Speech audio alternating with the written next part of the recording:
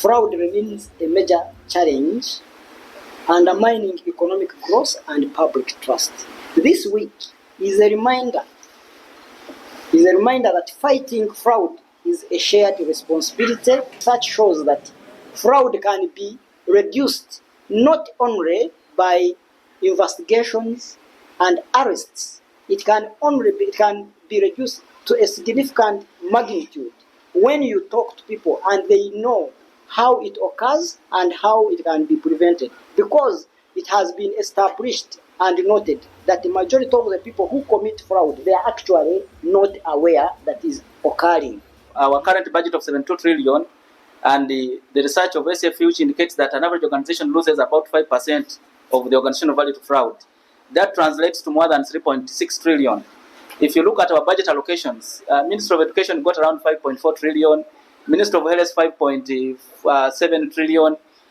Now you can see a huge component of all that value is lost to fraud and corruption. That is a huge loss and a strategic threat that kills the dreams, that frustrates nations, that chases away investors, that affects the country, affects the organizations, affects the individuals, and of course families. And what we have seen from experience is that fraud requires concerted effort. Fraud prevention versus investigation are two things that we have to deal with every day. But we all know that when you talk about investigations are very expensive.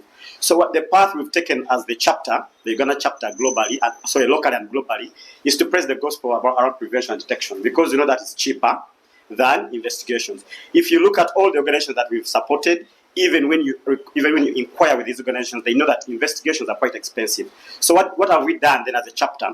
We are using platforms like this to make sure we bring forward the message of detection and prevention.